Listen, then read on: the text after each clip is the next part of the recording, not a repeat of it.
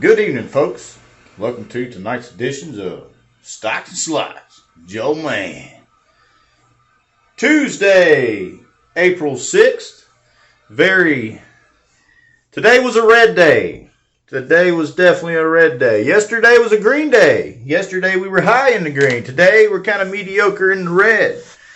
Before we get started, folks, if y'all wouldn't mind, please click that like and subscribe button. It would be greatly appreciated. So let's talk about AMC, shall we?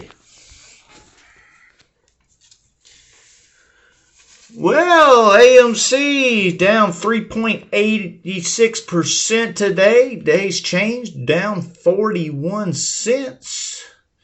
Currently, we got a bid ask size of 2,100 over 2,300. So there's just a hair bit more selling than buying in the AM. Can't really dictate in which direction AMC is going to head after that. We had a day's high of $10.50. We had a day's low of $10. 44,066,953 shares being transferred back and forth today.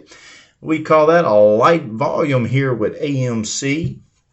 Let's check out this chart here. Let's see if there's anything going on here. Well, I don't know about y'all, but me looking at this 10-day chart here, it appears as if there is a support line here. It's straight off the support, and it appears there may be a resistance level at about the $11 mark. Seems to be the resistance. It appears here is the support, roughly, just a hair over $10. 10.05 seems to be the support. $11 seems to be the resistance.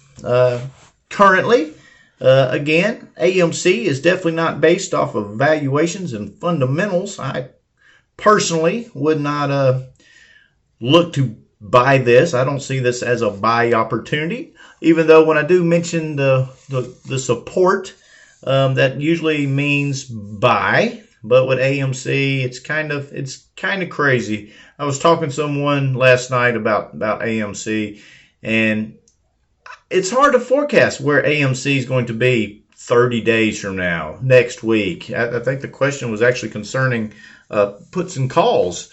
And, someone was asking me, did I think that was a good idea? And I'm just like, man, it's hard to tell the direction where AMC is going.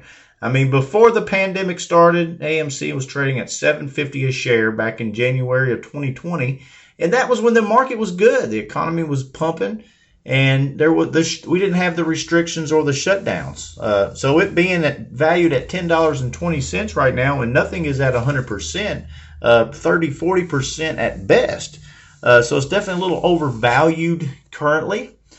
So that is my thoughts on that. Let's look at PFMT.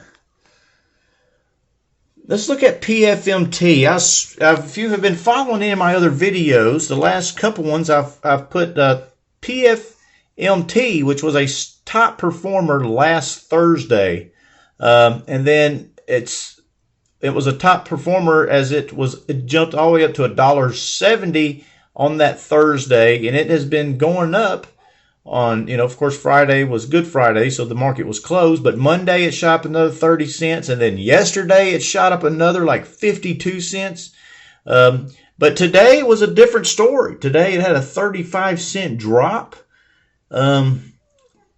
Real curious to know where this will settle. I would love to see this on the support because this has some overall pretty good potential, PFMT. Now, if we look at this trend that's going on since March 30th, it is an overall upwards trend here of PFMT. So I don't know, but if y'all have been following it, a 35-cent drop. I mean, it'd be, this is a new stock that I have been starting to look at. So it's definitely, I'm going to talk about this quite often, I'm sure.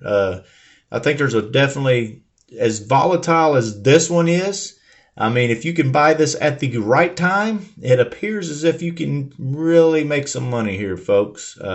Again, I'm not a financial advisor for anyone. This is all for entertainment purposes only.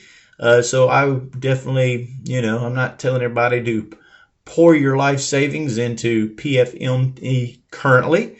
But I know on that Thursday when I was speaking of this stock and I added it to my watch list, if I would have personally invested, say, $5K into it at the purchase of that price of $1.70, I almost could have doubled it as of the closing day of yesterday.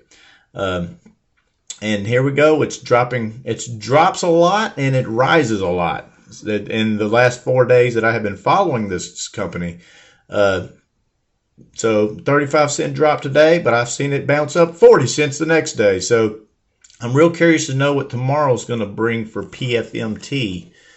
Again, today was an overall red day on the market, but I actually finished in the positive. I actually swung trade NYMT, which was my biggest position holdings. I didn't make a lot of money on it. I think I made probably, right at about $50 on it. But I had another buying opportunity, and that was HIL. If y'all have been following any of my other videos, I actually purchased HIL 2 weeks ago for $2.94 a share, and I ended up swing trading it 3 days later at $3.18. Made close between $400 or $500 profit on that swing trade, so I was really excited that. And then I bought NYMT with those proceeds and made about $50. And now HIL came back down, and and I couldn't resist, so I just made a short sell on the other one, made about $50 profit, and threw those proceeds back into HIL. And if y'all not familiar with HIL, Hill International, I'm just going to give you a quick chart view. I mean, that's the most exciting thing I can think of here. Let's go a 1 year chart here and check this out, folks. Since November, look at this trend. So I definitely seen the dip happening, and I took advantage of that dip today, and I purchased quite a few shares of it. It looks, the lows are higher and the highs are higher. So let's go to a 10-day chart here and see if we can zoom in on this. So it doesn't look as dramatic when you look at it on a 10-day chart. But I'm telling you, you've seen the 6-month chart, and it was going up. Let's go with this 1-month chart. We can, that's not a very good one either. Let's look at the 3-month if that gives us. Okay, so you can now, with the 3-month chart visible, you can really see this upwards trend here. And, and it comes, you see the dips. It goes up, comes down, goes up, comes down. Every time it goes down, it comes higher than it was the last time it went down, and every time it goes higher than the last time it was high.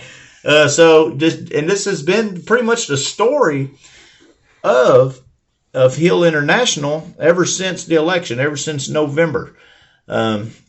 So there may be one, some of y'all may want to add to y'all's watch list, and because this thing dips a lot, and as it dips, it goes back up, and that has been the trend for the last 6 months. So the market was red today overall, but I did able with my swing trade, and then a couple, futures or post-market adjustments that's happened in my account. I actually did finish over the 11K today, so that was pretty exciting. So yeah.